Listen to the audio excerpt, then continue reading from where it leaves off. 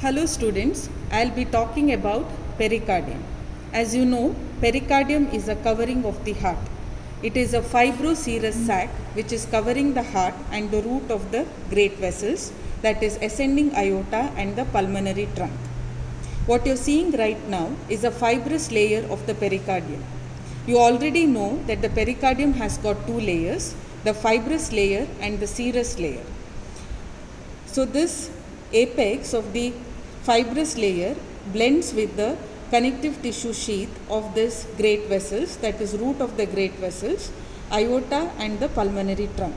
Whereas the base of the fibrous layer is adherent to the central tendon of the diaphragm. While removing, that part is attached to the diaphragm. That is why the lower part, which will be generally attached to the diaphragm, is not present in the specimen right now.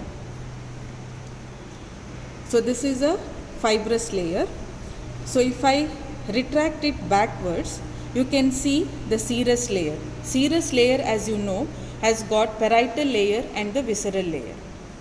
The parietal layer of the serous pericardium is adherent to the inner surface of the fibrous layer.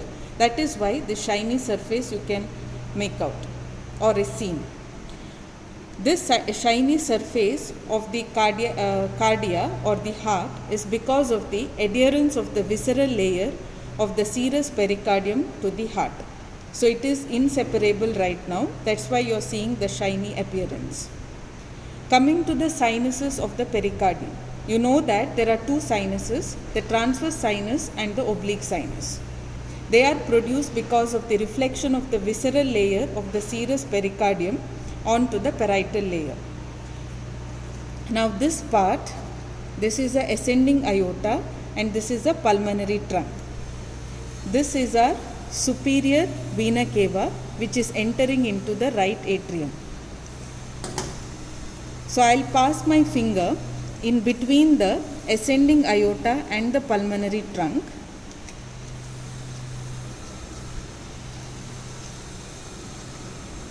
So this way. Now my hand is in the transverse sinus. So anteriorly we have the ascending aorta and the pulmonary trunk. Posteriorly we have the superior vena cava. This is the superior vena cava. So if you place your finger in between the ascending aorta and the pulmonary trunk anteriorly and the superior vena cava posteriorly, then your finger would be in the transverse sinus of the pericardium. As you are seeing on the either side, this transverse sinus is continuous with the pericardial cavity. Then what do you mean by pericardial cavity? So this space which is present between the visceral layer and the parietal layer of the serous pericardium is called as pericardial cavity. So this itself is a pericardial cavity. So I repeat, pericardial cavity is a potential space between the visceral layer and the parietal layer of the serous pericardium. And this transverse sinus on the either side is continuous with the pericardial cavity. So this is our transverse sinus. So posteriorly, now if you see this is a pericardium. I reflected the pericardium. So the chamber of the heart, what you are seeing here, is a left atrium. You can see the opening of the pulmonary veins into the left atrium. So now where is the oblique sinus? So this is the site of oblique sinus. If I put down the pericardium, you can make out. See, now my finger is in the oblique sinus of the pericardium. So where is the oblique sinus? Behind the left atrium. So anteriorly we have the left atrium and posteriorly we have the parietal layer. This is a parietal layer of the pericardium, serous pericardium. So this is a site of oblique sinus. So superiorly we have the reflection of the serous visceral layer of the serous pericardium along the upper border of the left atrium. And on the right side, this is the right side, we have the superior vena cava and the right pulmonary veins, right pair of pulmonary veins. and on the left we have the left pair of pulmonary veins, and below it is open with the pericardial cavity. So if you see here in the books, it would have been given inverted J shape. So this forms the inverted J shape. So this is a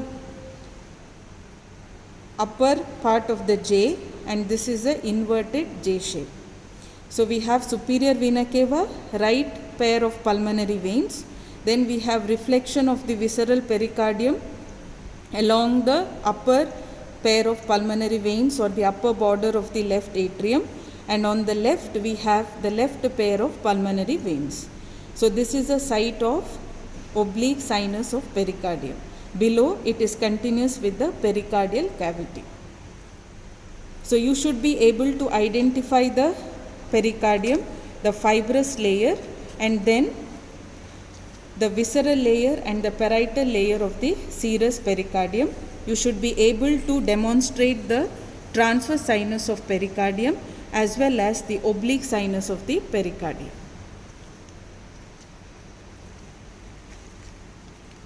So this is a heart lying within the pericardium. Thank you.